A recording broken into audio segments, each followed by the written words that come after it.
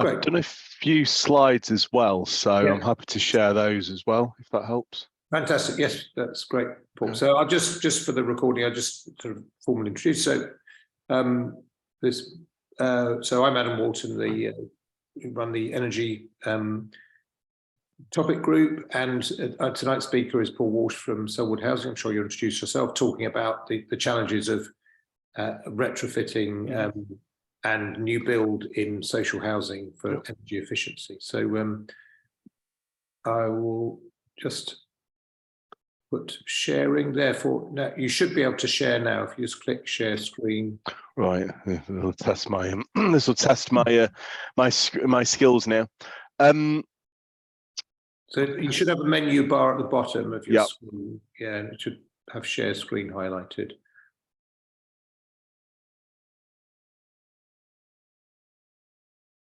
That's it.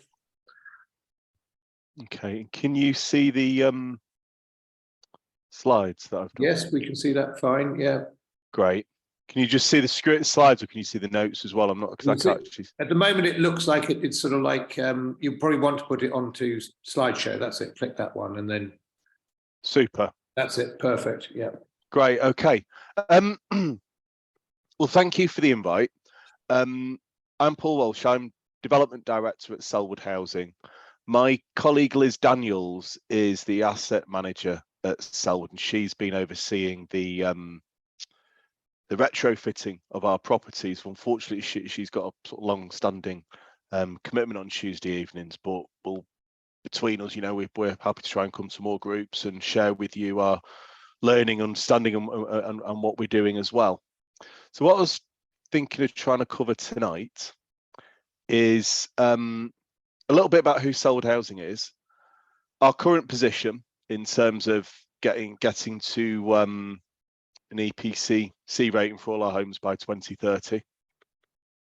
We'll talk about some of the investment to date, some of the retrofit challenges, what we're doing with development, probably talk about the external environment as well and wider challenges that we've got, and then any questions that you would like to ask. Hopefully that sort of covers most things. If you've got any questions as I'm going along, I guess just ask them as you do, or however you do them with these groups. So Selwood Housing, we are a local housing association. We own and manage around about 7,000 affordable homes in Wiltshire predominantly, and also in the Bath and North East Somerset area, and in Mendip as well. We pride ourselves on being local. We're not one of these very big housing associations. As I said, we're just in those 3 local authority areas. On our board, we've got local councillors and customers who oversee what we do. Probably about 90% of our staff are based in our local operating areas, so we feel that gives us a good connection as well. Of the homes that we've got, all we have is affordable rented homes, which is affordable rent and shared ownership and social rent, as well as shared ownership as well. If you've got any sort of questions on what those terms mean, just ask them. But they are all affordable homes. They're all for affordable homes, and they're either rent or give people the opportunity to get onto the housing ladder. And any surpluses or profits, call it what you wish, that we make are all ploughed back into those 3 geographical areas of Mendip, Wiltshire and Bath, and they're ploughed back into our existing homes, existing local services for our customers, and as well as building new homes. And it goes into those 3 areas only as well. So again, I feel that's one of the things that makes us particularly local. I'm not sure quite how well you can see this here, but effectively the biggest challenge that we've got is around here, which is we've got around about 1,700 homes that are below the EPC C rating, and that's what we see our target is, to get our homes to the EPC C standard by 2030. yes, I know that we've got the net carbon target by 2050, but then we'll look at the years after that. One of the works that we've been doing to date is just sort of listed there, and it's a range of investments across different types of homes. So air source heat pumps, different types of solar panels, a lot of work on external wall insulation on blocks of apartments, which I'll talk about in a few minutes because they're some of the ones that we've learned a lot about. We've got lots of bungalows that are, well, lots of homes actually that are not on the gas grid. So there's a package there of 50 bungalows where we are starting work at the moment on measures to improve those.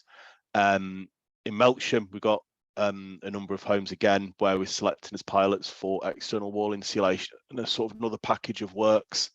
And for all customers, particularly given you know, the cost of heating bills and everything that we know that's going on at the moment, there's advice and signposting that we offer to customers as well, because we know for customers trying to heat their homes is so hard at the moment.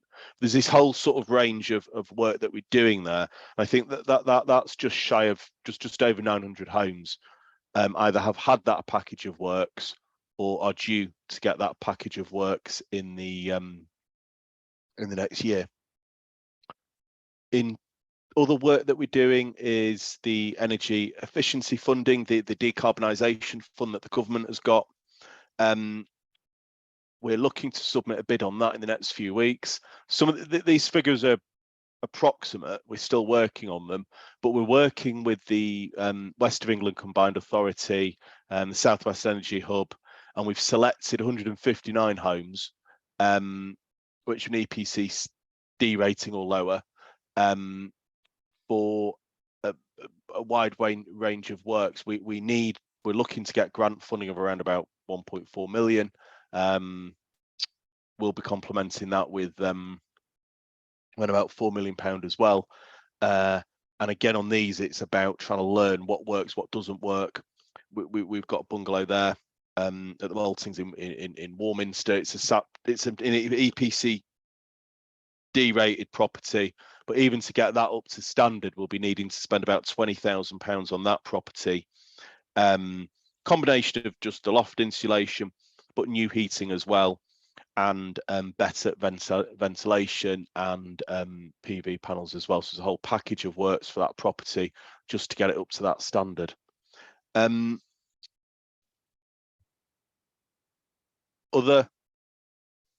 work that we're doing as well, and we're looking to do with our existing properties. You can see, you should be able to see a list there of loft insulation, cavity wall insulation, and all of those things.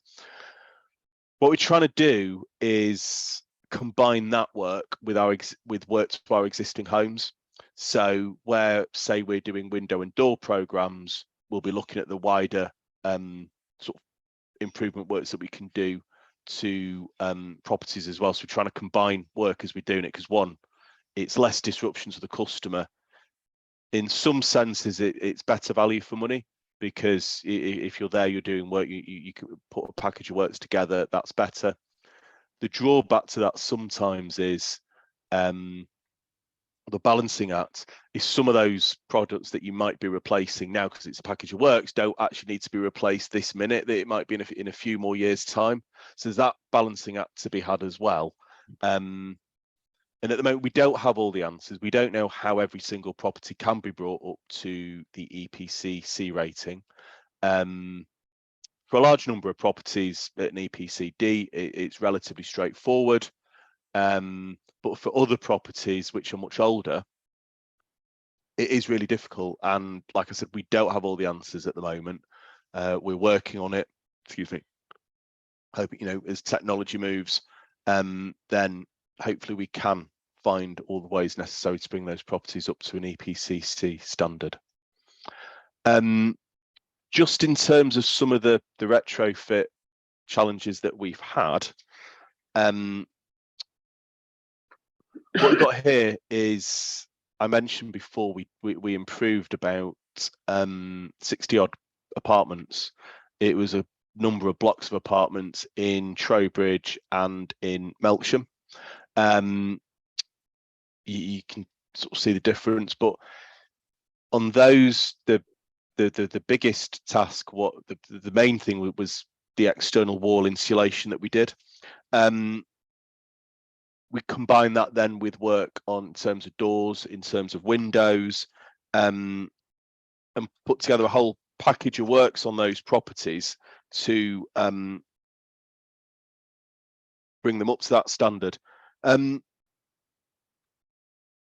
biggest challenge on these was, unsurprisingly, is the detailing. Some of the problems was about clearing cavities. On these properties here as well, they were on the gas grid, but there was difficulties in terms of the gas supplies. We had to alter the gas supplies to those properties. So again, that was probably an expense that we hadn't anticipated. The ventilation with all of these is absolutely key from the very beginning, but as you go through all the different iterations of the work that you're doing, sometimes that can take a back seat, and really it's got to be, you know, front and forefront at all of our thinking when we're working on these. Other work that we did was on these, rather than just doing render all the way down to the ground floor, you probably can't see it there, but we put in brick slips, because again they're more robust. So it would have been probably cheaper and more straightforward just to do it all as a render, but then that can become more, that's easier to damage. So we've put in brick slips there. All in all, I mean, that work was done as well during COVID, or it started in 2019. It was stopped for the initial period of COVID, then it was restarted. But I mean, just some of the work, like the external wall insulation for each apartment, cost about £9,000. And before we were set the target of an EPC rating, we had investment plans for all of our properties, for new heating systems, for doors, windows and kitchens and bathrooms and so on. But the requirement to bring them up to an EPC rating was not in our original thinking when Selwood Housing was set up through a stock transfer from West Wilts District Council. So all of that is mainly coming from new funds. The pilot that I mentioned before, we are looking for government funding for that, and you know, to make this work we do need government funding. Just in terms of new homes, this year we'll build around about 180 odd homes. Then for the next few years it's going to be slightly lower at around about 150 homes, and then it'll be increasing again. On these, all of our new homes now will be meeting as a minimum an EPC B rating, but we've got 3 pilots going on at the moment to bring our properties up to an EPC A rating. One of the ones you can see here is at Chapman Slade. We're doing that with Newland Homes, and then we've got another pilot on at Nunney, just outside Frome, and then one of our own sites, which is the old John Bull pub on Studley Green in Trowbridge. There's 9 homes there, and they are also going to be an EPC A rating as well. One of the challenges that we found with that is, one, it's relatively straightforward because they're new build. So you know, all the problems that you have with retrofitting are not there. What we do find though is that if you apply a market value to a property, a 2 or 3 bed property, it's got a ceiling. No matter what else you do to it, you'll never push the value of it above there. What we find is the additional requirements to get to the EPC A rating push the cost of the property and that slightly above its actual market value, which is the right thing to do. We're not a profit-making business, but when you're trying to you know, your income has to match your costs, that is quite a challenge. The other challenge that we've had is on a other site which was close to a listed area. because of the planning constraints, planning challenges there, our initial thinking was our vision was to make it an EPC A-rated site, but to be able to manage the competing demands on that site, particularly around the listing, was we didn't. I think there'll be an EPC B rating, but we weren't able to push it right to the EPC A rating because of the because of those different demands, which was unfortunate. But that was the demands of the planning system and trying to sort of prioritize our costs and the resources that we had. Just in terms of challenges that we've got, there's many competing challenges. I mean, one of which is there's in the 3 areas that we work in, which is, as I said, Wilts, Mendip and the Bath area, there's 33,000 people in priority housing need. There's 13,000 households in priority housing need on their waiting lists. But if you scale that up in terms of people, that's close to 33,000. And the only real way to be able to address that is to build new homes. We need to increase the supply. As I said, other challenges are around decarbonisation. We're working to the 2030 target, and we know that we'll need to achieve net zero by 2050. But as I said before, when this was brought in, you know, it's not come with new funding to actually cover the cost of it. There is grant out there that you can bid for, but even then that can only cover around about 25% of the cost. So we're having to find the monies from elsewhere. The war in Ukraine and COVID, they've caused real problems, as one can imagine, in terms of how they've affected supply chains for building materials, and just simply costs as well. Then you've got the wider challenges that we're all facing in terms of the economy, is the inflationary cost pressures. I mean, build costs, like inflation itself is what is around about 10%. Build costs are far higher than that, and increase at a rate higher than inflation, and that's certainly been the case for you know, for some time now. We've got pressure on our income. Unless somebody particularly wants me to, I won't quite go through how our rents are based, but they're based on a formula that's linked to inflation. And, you know, given the cost of living crisis that we've got, the government have been consulting on different options for rent increases of 3 and 5%. I'm assuming they'll probably announce it shortly after Thursday.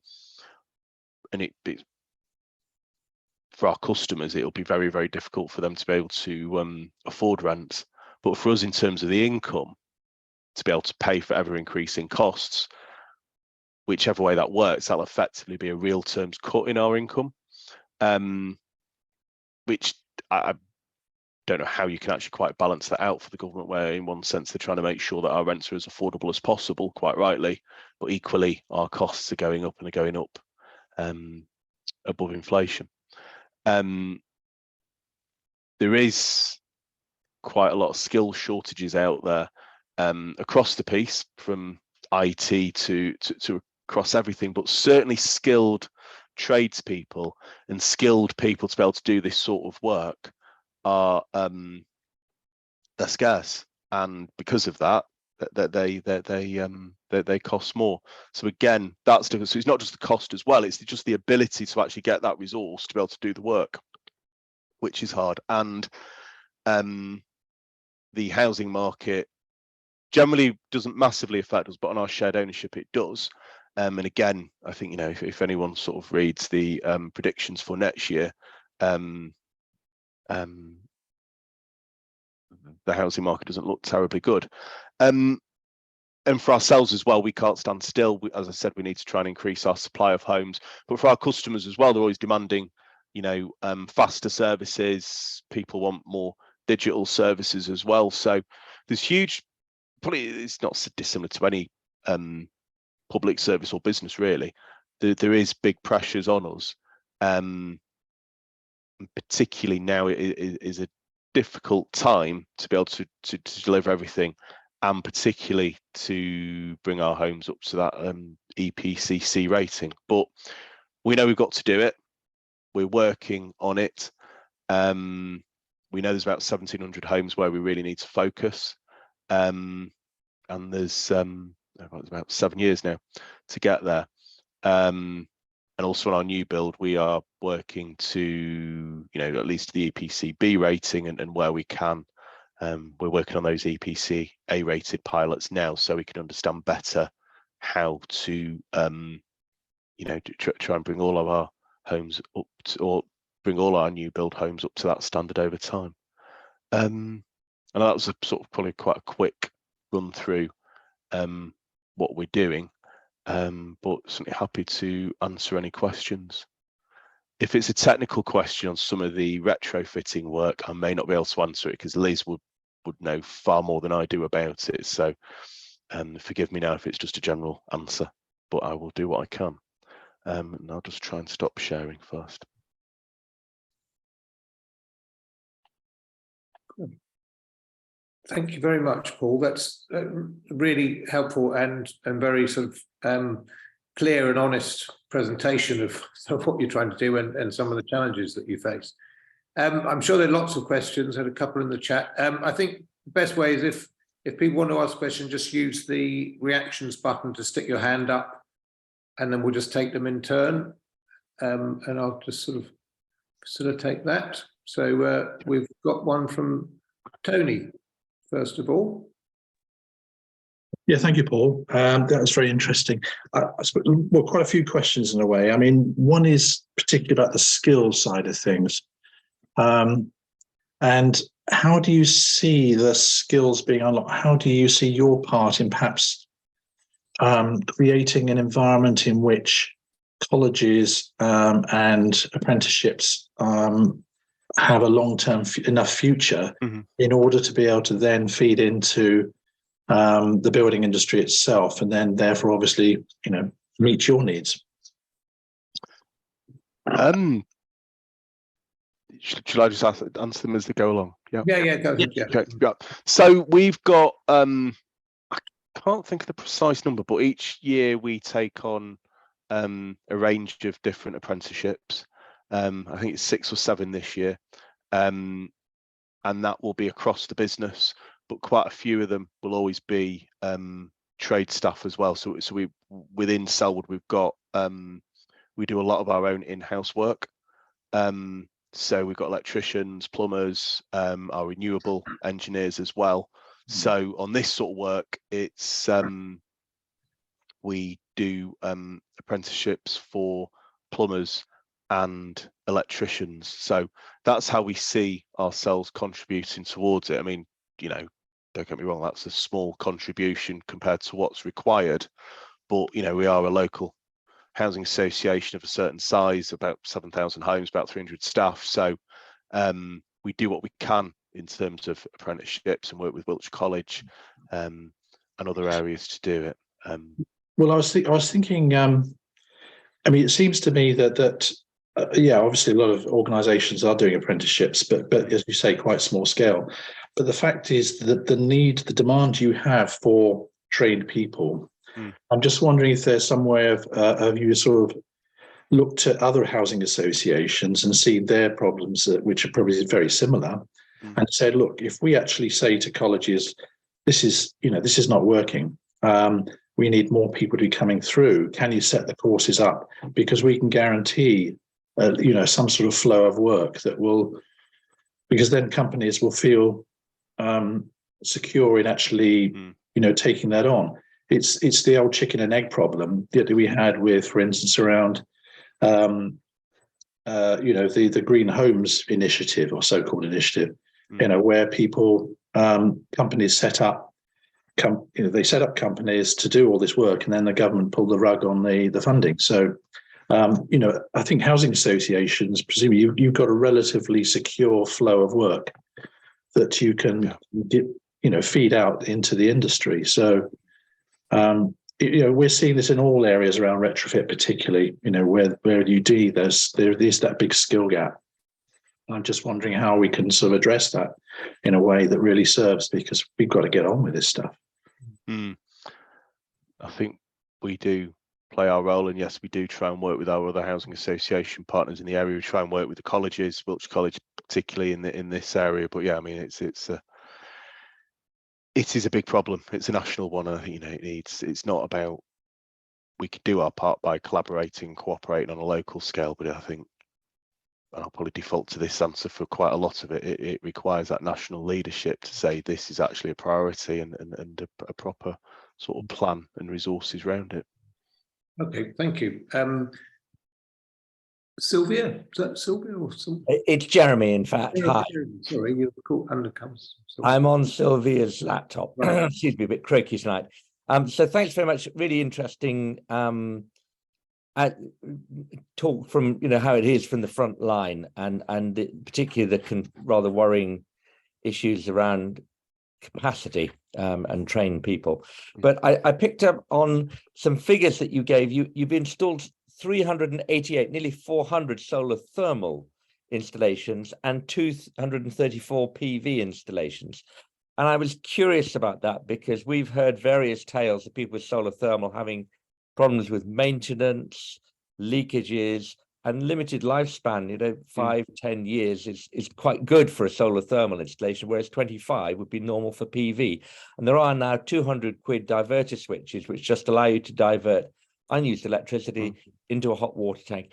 Is it perhaps because many of these properties don't have hot water tanks? Is that why you're installing solar thermal?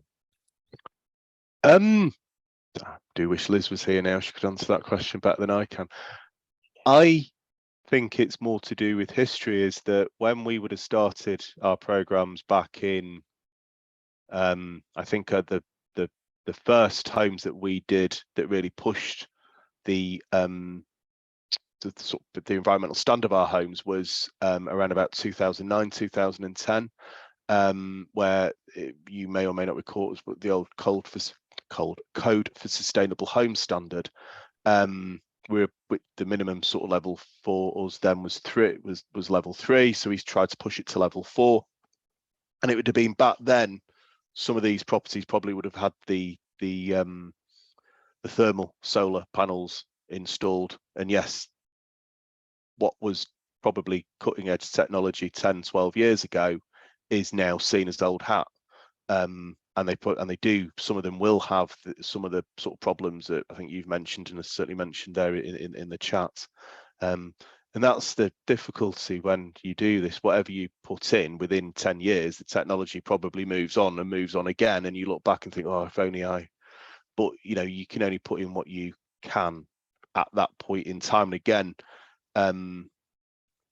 with those, it was the budget is always a constraint. If I can think back to those properties, they had other environmental features as well, and that package gets you up to that level, and hindsight is wonderful.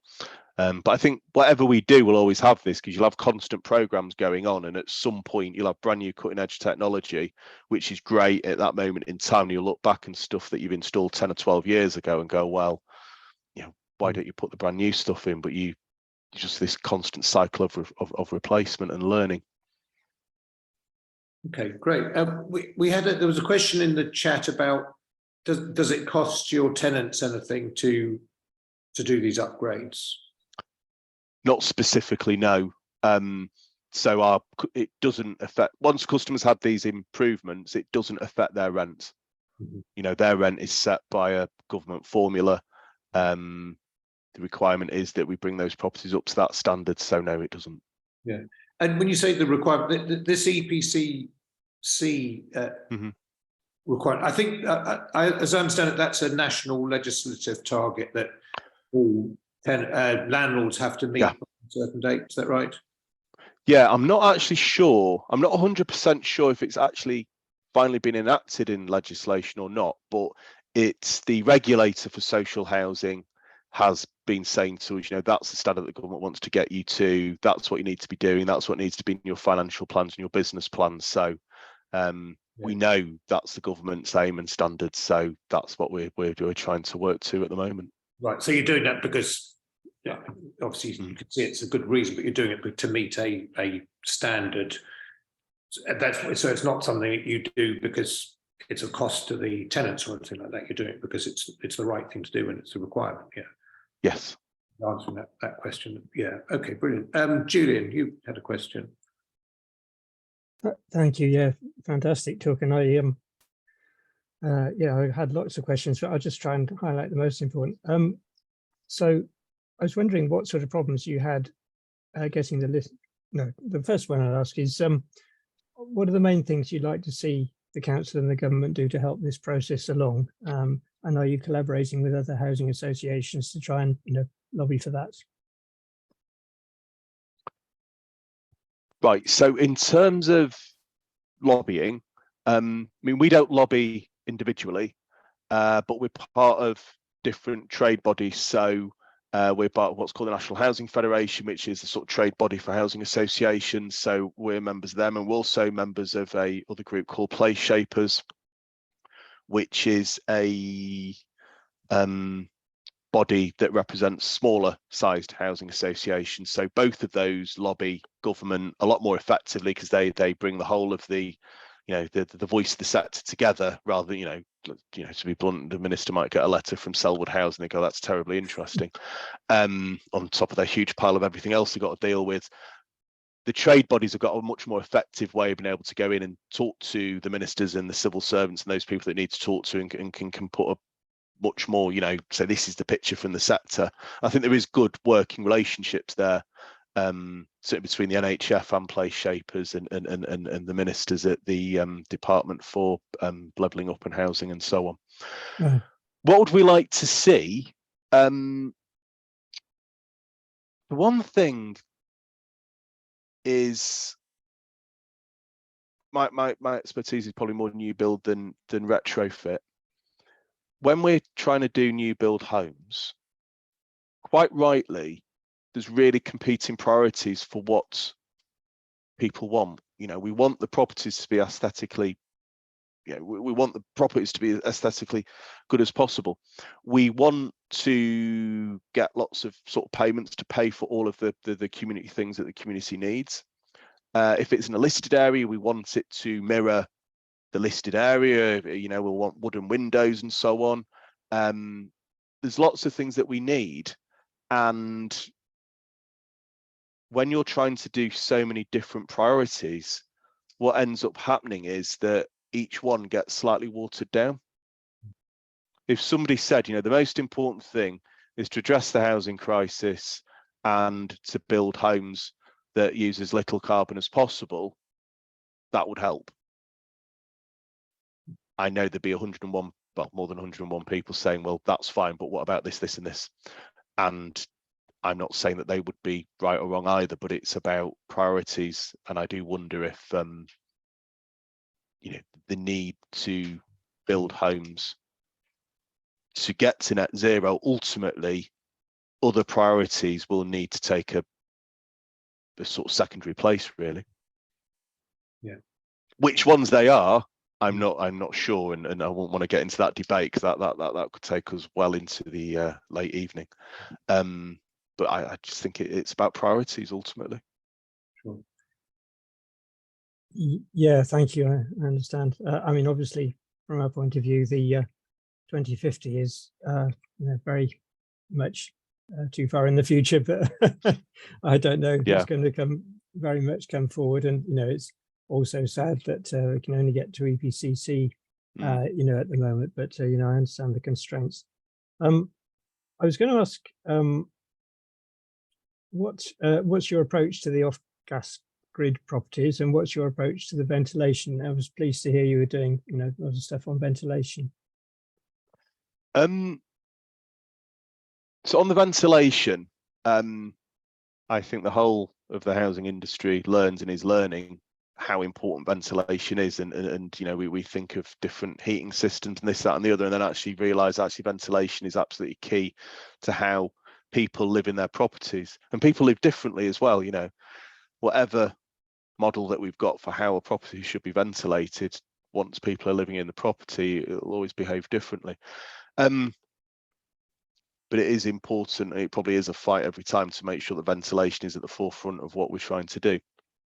In terms of properties that are off the gas grid, there's probably a whole range of different heating sources that they've got at the moment, but it'll be a combination of electric heaters and oil. We're moving towards air source heat pumps. I can see that there's a question there about air source heat pumps as well, because some of them don't have the some air source heat pumps haven't, you know, they're new technology to the UK, and they haven't always performed as well as people would like, and there's always stories about them not performing great. And yes, we've got air source heat pumps as well, which will not have performed as well as we would have expected. What we try, but we continually learn. As an example, at Nunney, the new properties there have all got air source heat pumps. The customers who moved in the summer were shown how to use them, and we've got lots of sort of manuals and videos about how to use them. But I know as well that people are actually quite used to what they expect. You know, with the gas boiler, you just expect to turn it on and the heat comes on. With these, that they can, the best thing is not to turn them off, which can seem counterintuitive sometimes. So last month we rang all the customers in those properties just to make sure, to remind them how best to use the heating systems, ask them do they want any help with the manuals and so on. And you know, if somebody had a problem with them, we'd go out and see them. So rather than just going, well, it's your heating system, make use of it as you will, we want customers to be using them to optimum performance. We'll go out and talk to customers about it. If we can do it over the phone, we'll talk them through it. We've got lots of resources there in terms of videos and manuals. But the key is we'll go and we'll call the customer, we'll talk to the customer, and then we'll go and see them. And we can also see from their repairs history if there's been a number of problems or they've been ringing in and they're not sure how to use it. Again, we can go and see them.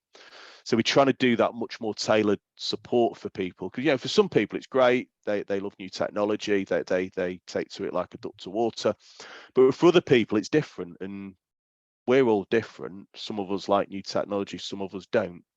You know, one of the problems is they need to be on all the time, and for customers that have got really big energy bills, it just seems that if you've got this quietly humming in the background, it's using up electrics. You want to turn it off, but the problem when you turn it off, it costs more to turn it back on again, and the more you turn it on and off, the more it burns through the motors.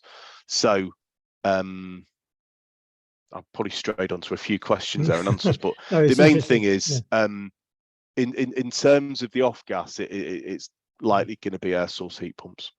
Can I just ask a related question, which came up in the chat just now, about I'm sure you're aware, sort of continental Europe, you have these community scale heating schemes, where, you know, where there's a sort of shared central generation. And related to that was a question someone asked about ground source heat, which again could be done at the level of a block of housing rather than an individual flat or something. Is that something you've looked at? Like both of those?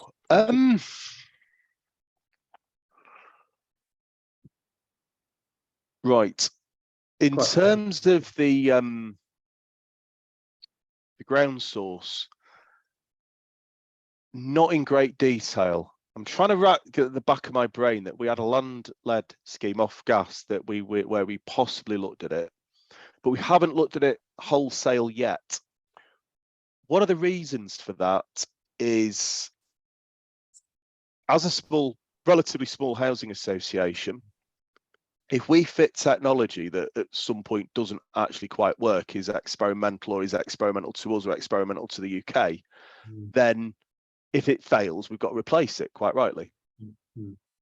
But that, it's not me who pays for it, it's actually our customers, because it's the opportunity cost of, if something goes wrong, it's going to have to come from their resources that we've got for other things. I know you get warranties and so on and all of those sort of things as well, but sometimes trying to pin a warranty on somebody is nigh on impossible. And if you're waiting to sort that problem out rather than actually sort out the customer's problem, you'll be waiting a long time.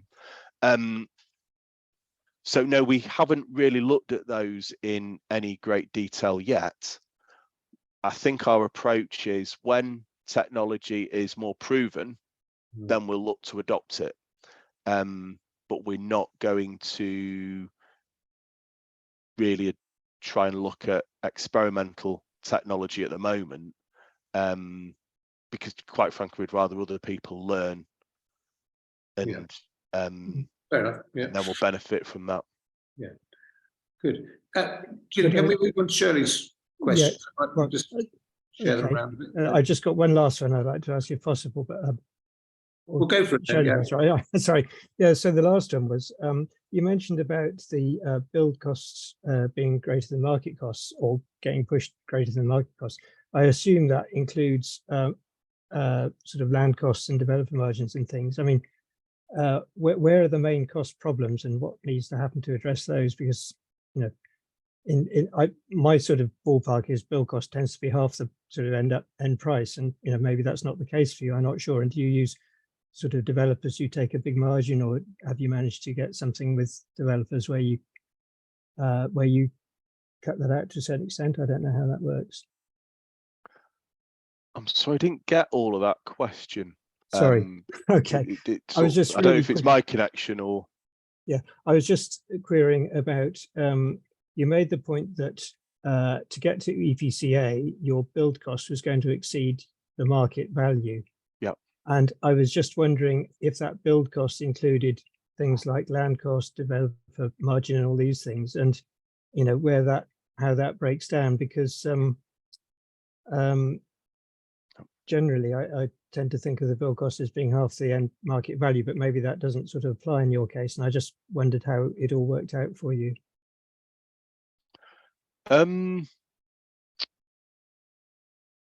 It's on the specific scheme I've got in mind, where I know the build cost has been considerably more than the actual value of the properties. We haven't included developer cost in there, or developer profit. If we were doing properties for, say, shared ownership, then we might want to put in a margin to cover our costs if market values go down. But on our rented properties, we don't look to make a profit. So on those, it is effectively simply the build cost and the land value, because we bought the site from a private developer, so we did pay market value for that site. But it's the additional, it's just building up. It's just simply is that to build certain properties wherever they are will cost more than the value of the property in that area. And on this occasion, because of where it is and what we're building, the advice that we had to get to the EPC A rating was it was going to cut on average across all the properties, it was about an extra £17,000 on top of what would be required to get it to an EPC B. And because the values in that area are not, it's not the highest value area, the build cost has exceeded. So it only tends to work then if you can collaborate with the council or some landowner that's not going to charge you market rates for land, I guess, isn't it? Okay, thanks. Can I just come in there, because there was the BEIS a few years ago put some figures out saying that the incremental cost of a new build to zero carbon standard was only 1 or 2% of the build cost. I don't know if that's similar to yours, but what naively you'd think, if it's, say it's £17,000 on a typical property, that money, 17,000, is going to be saved many times over the lifetime of the property by the tenant in lower energy bills. So why isn't that reflected in the market value? The fact that it's a cheaper place to own, and therefore in a pure retail sense, you'd see that would make sense. Maybe it's different in a social tenant context. It's a really good question, and so many people have asked me that, and the answer might begin to change. But talking to valuers, local valuers and national valuers, there is clearly an A to C rated property will save you around about £800 per year over an EPC D rated property. And then when you go to E, F, G, obviously you're getting into the thousands. But the difference, excuse me, between an A and a C and how they perform, as far as they're concerned, because so much of it then is down to actually customer usage and how the customer works in the property, is pretty minuscule. So there is a market value difference, but it's not between A, B and C. They group A and C together, and it's between A and C, D, and then D and everything else. With energy costs as they are, then you would expect at some point, then if the differences between A and B or B and C become more stark, then it will be reflected. But no, board members, lots of people ask me that question. And so far, the research that I've seen is the differences are not between new build type properties, it's between new build and existing. And there is a big difference there, but not with new build. Okay, no, it's interesting. And on new build, the government did in 2015 have legislation planned to make all new properties to, I think it was, well, they called it a zero carbon standard, but that was shelved by David Cameron, and I believe it's on the cards for 2025 now. Is that something you're aware of and are planning towards? So you could just repeat that again. It's I don't basically a zero carbon standard for all new build, being introduced in 2025. Is that? Yes. Yeah. So would it be the equivalent of EPC-A, and therefore you'd have to build to that standard? Well, so the timetable for that is some point next year in 2023.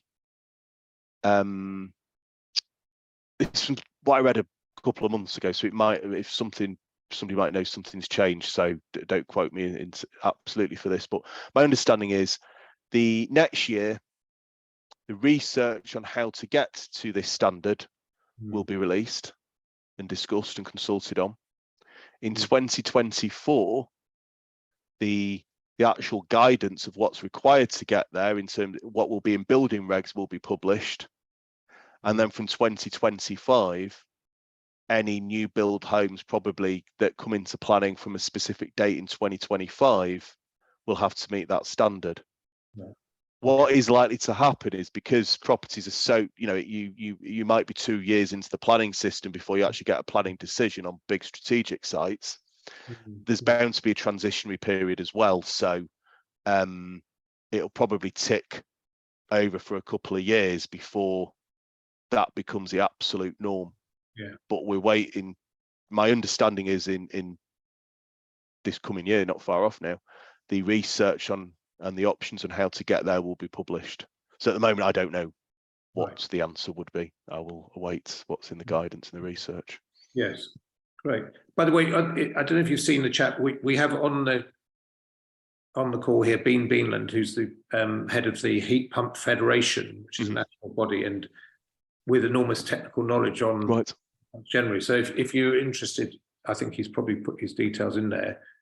Fab, thank you. A lot of information about both air source and controlling them, the issues you're talking about, and also about shared ground source systems like that. So probably a useful person to speak to. Yes, certainly will. Let's see if it pick up any other questions in the chat that are sort of relevant. Oops, why can't I? Was that one? Julian, don't quite get, what was your additional question? Yeah, well, I believe that this year or last year, the Part L sort of increased quite a bit, didn't it? And then there's another increase in 2025. And I was just wondering what the current Part L sort of translates to in terms of EPC rating, as far as you're concerned. If that's something you happen to know, I appreciate it may be a bit tricky, or maybe not a very definite answer, but I can't give a definite answer. That's a fine, proper techie question. Yeah. What I would say, though, is that this is where our sort of very expert decarbon consultants get frustrated when I just hone in on the EPC ABC, is that each year when they bring in these new standards to Part L, to get to an EPC-A rating gets harder, but then it depends when it's awarded. So an EPC-A rating, say next year or the year after, will be better than an EPC-A rating, say last year. So that they constantly push the standard. So it's not like a level playing field. It's constantly being increased. But I would not necessarily quote me on that. That's sorry, I just need to plug my computer in. That would be a conversation with a proper expert who can reel off the building regs far better than I can, I'm afraid. Thank you. I think we'd probably ought to draw this to a close because we've been more time than perhaps you thought it would be. I'm fine. Okay. Well, any sort of final longer. questions, any more comments anyone's got for Paul? No, I mean, yeah. Someone's got the answer on Part L. Yes, no, that's what we could show. Sorry, who is that? Gordon. So, okay, do you want to ask a quick question then? Yeah. Have you looked at pardon me? Have you looked at these factory built units, because they can be erected in 4 hours?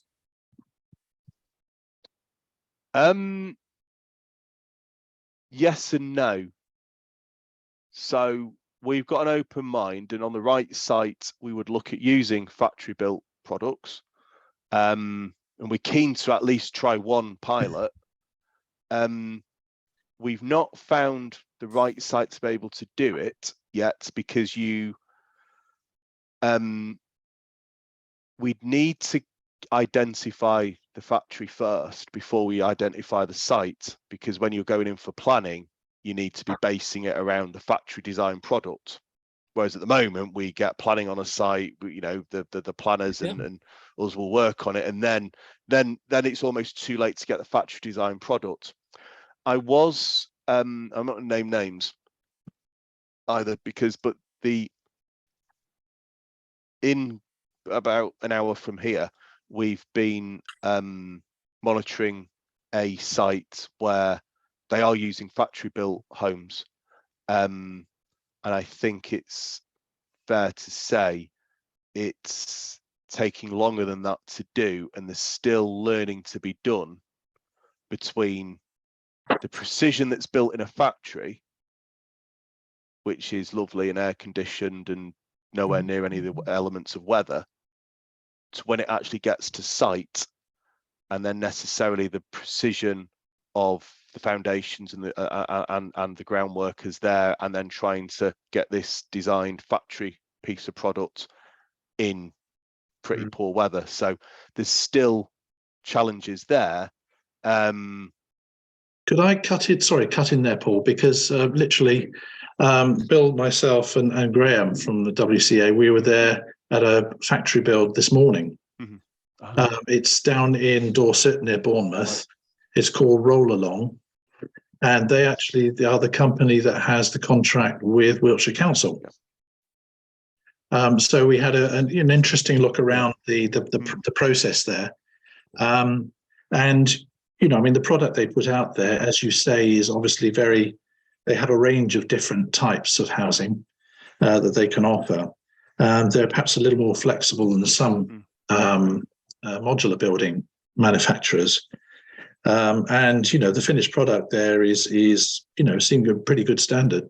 And you wouldn't know the difference, to be honest, really, between that and a sort of standard on-site built unit.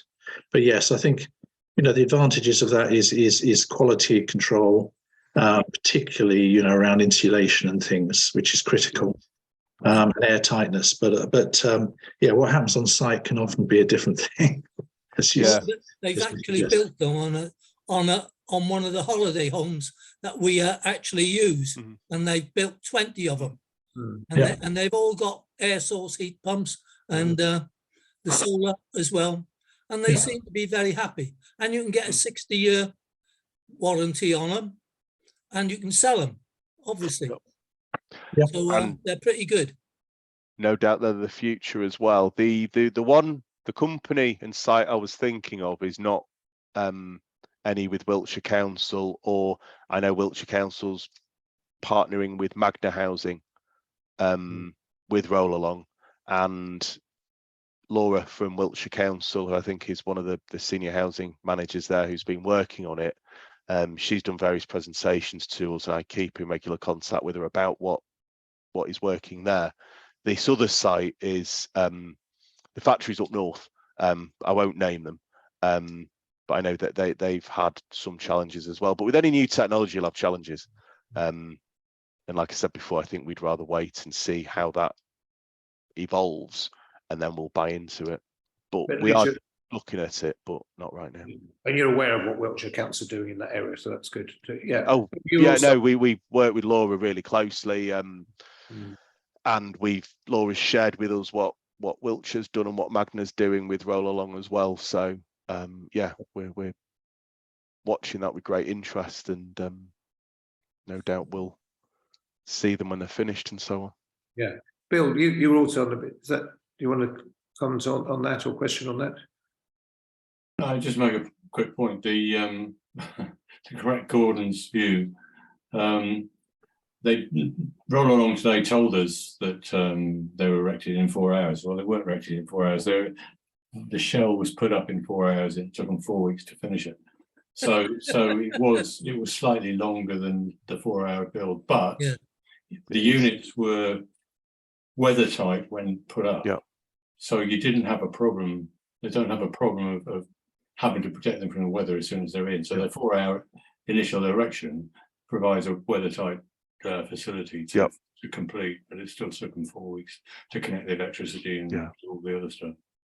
Yeah, we use and I know you're probably keen to finish here. Just I should have said the timber frame on our land-led schemes that we use, that takes about 2 weeks to put up the superstructure, and they crane that in. They're not modular. It's the parts that are made in the factory, then they're assembled on site. So we don't get the module made in a factory and put on site. But the insulation, like you say, the insulation is putting in in the factory. So that's done at a factory standard, and then that's encased in. So yeah, it's a much better standard than sort of doing that on site. So I was just sort of saying, really, we are adopting some of those technologies, but we haven't gone the full way of then going down the full modular route yet. I stress yet. Good. Thank you. That was absolutely fascinating. And I was one more. Yes. Okay. No, that's something. That's a separate point. Yeah. I thought that was really fascinating, and because it's build, retrofit, new build is something we talk about an awful lot, because obviously the built environment is a major factor in emissions.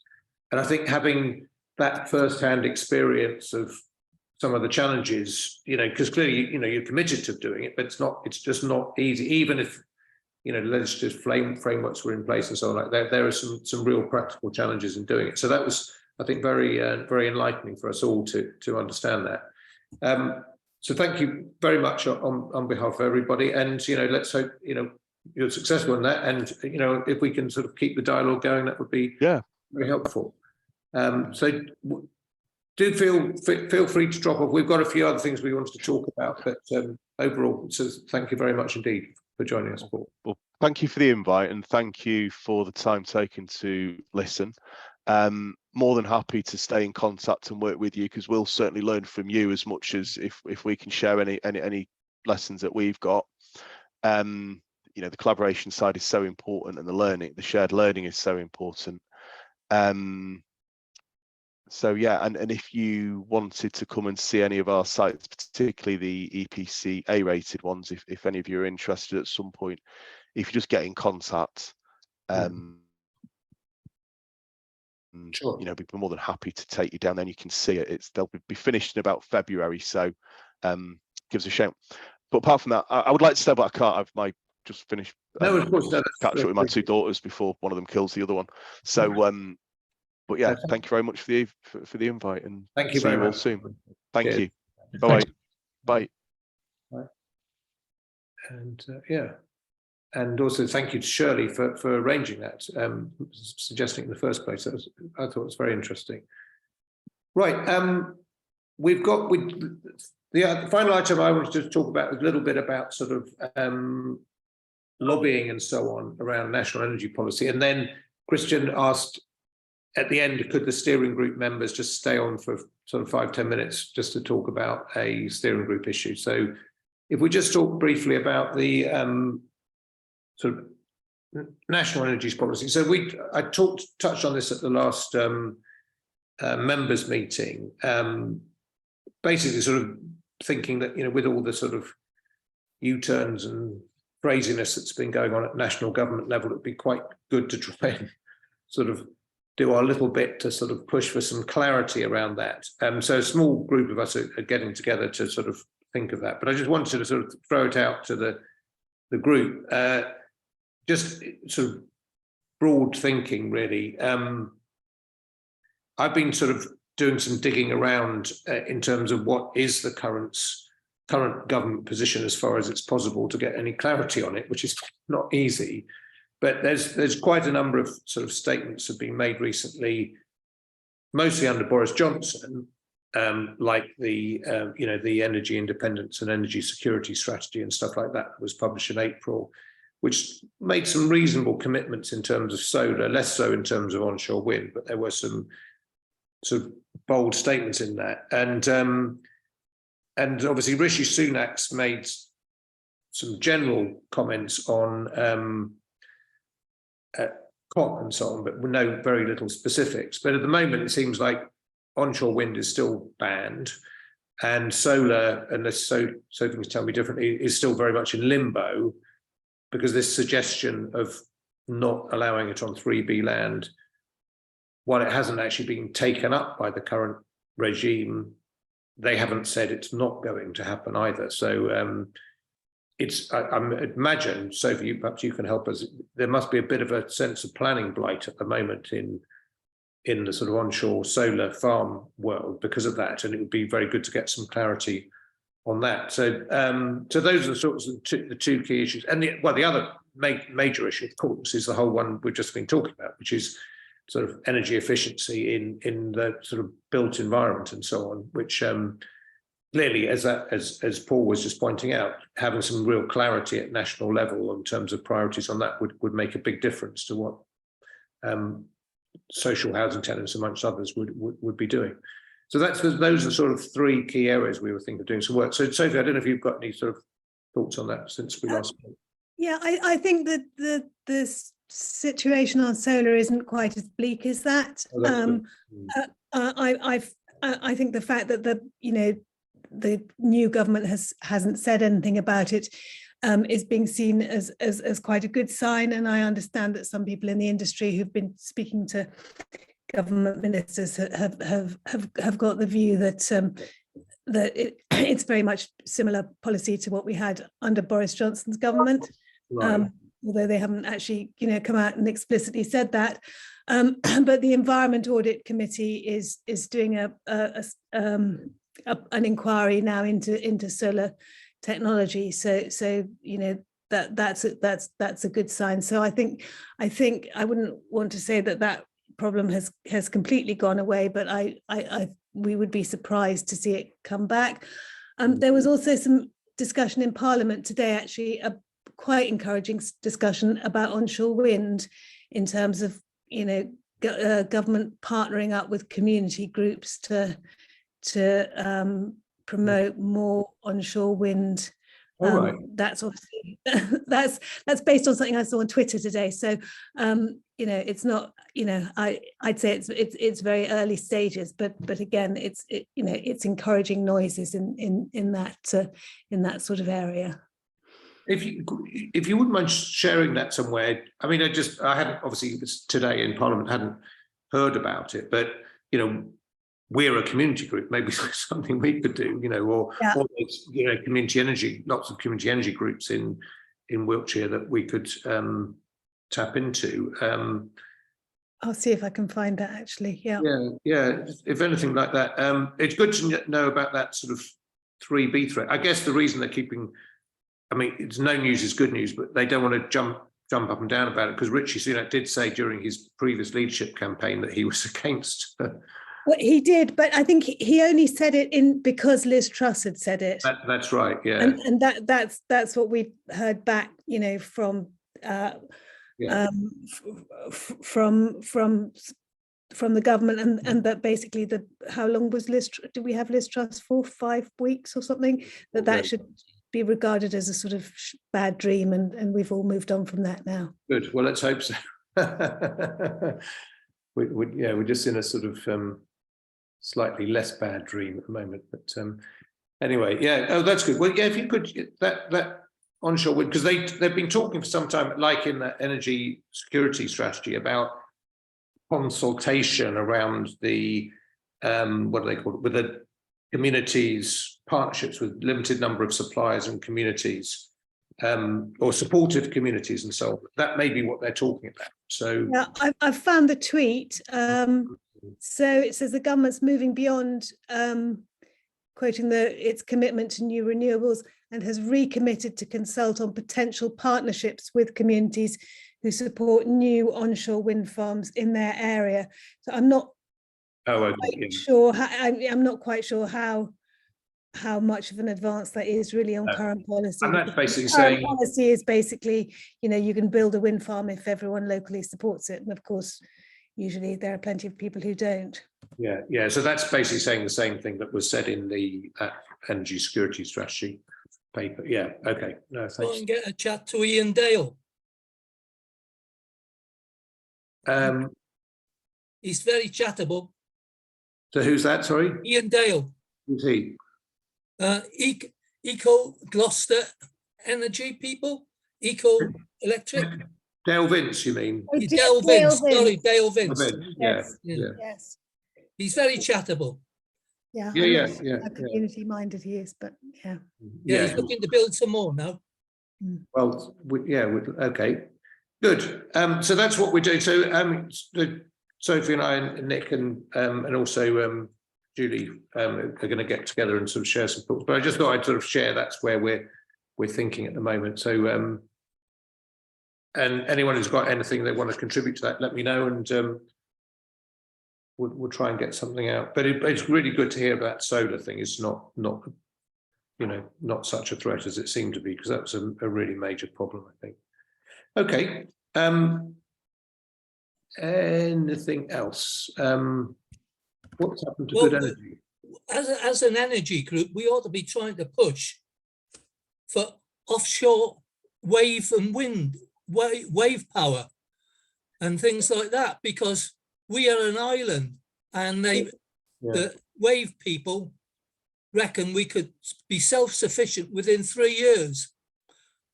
Yeah. Not a lot of waves in Wiltshire, though. No, that's what I was finding. But it goes onto the grid, and the grid is not being enlarged either. I'm not sure we have a huge amount to contribute to that debate, apart from just nationally. Whereas the issues, while they're like solar and wind are national issues, they also really have a relevance in terms of potential projects in Wiltshire. But Shirley, just muted at the moment. Although I didn't type it up very well, in various efforts in the chat, I have summarised the Part L building reg stuff, which I've got from our work on our neighbourhood plan from our planners. I think it's accurate, and basically it means that from 2025, no new homes will be served by fossil fuel heating, but that decarbonisation of the final 25% is reliant on decarbonisation of the grid. Yeah. That's that. I think that must be the same thing that Paul was just talking about at the end there, isn't it? I think. Yeah. Tony again. Yeah, I just wanted to say there's I've had contact at Nationwide, and they've just completing a large development in Swindon, which is being touted as a a sort of green eco community. So they're doing quite a lot of measures there about community gardening and shared space, but also the homes themselves are EPC A rated, with panels and air source heat pumps, and various measures there. So I'm arranging for a couple of site visits. If anyone's interested in coming along to those, that's probably going to be, I think it was January, February, wasn't it, Julian? I think they were saying. They're actually for sale, they're on the open market, most of the houses there. So we'll be actually being taken around by, one of the salespeople, because they wouldn't let us go in earlier than that, but because they're still finishing them off, I suppose. But yeah, if anyone's interested, we can bring that up at the next meeting, perhaps, and see who's, how many people would like to come along. Yeah, well, thank you. I'd like to come. So we can put that around the group, and we'll put it on a newsletter or whatever, and then we can share that around. But I'm sure we'd have a lot of interest in that.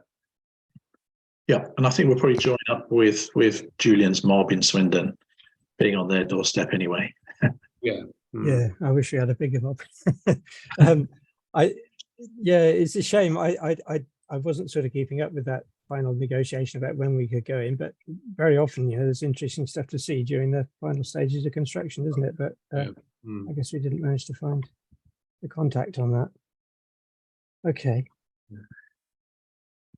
Yes, good point, Sophie, about it's only 6% from our renewables. Okay, brilliant. So thank you, everyone. Unless anyone's got any other points, Christian just wants the steering group members just to hang around for 5 minutes just to talk about some admin points. So thank you all. A good turnout. Thank you again, Shirley, for suggesting that and making the contact. That was really helpful. And it's clear that having good speakers makes a big difference. These meetings, generally topic group meetings, makes them a lot more interesting and good learning. So we'll try and do more of that. So again, if any of you've got suggestions of people, perhaps not Dale Vince, but although I'm sure he would be fascinating, we will take you up on it. So thanks, everyone. So see you all around soon. Thank you. Remember. Thank you. So we'll just hang on.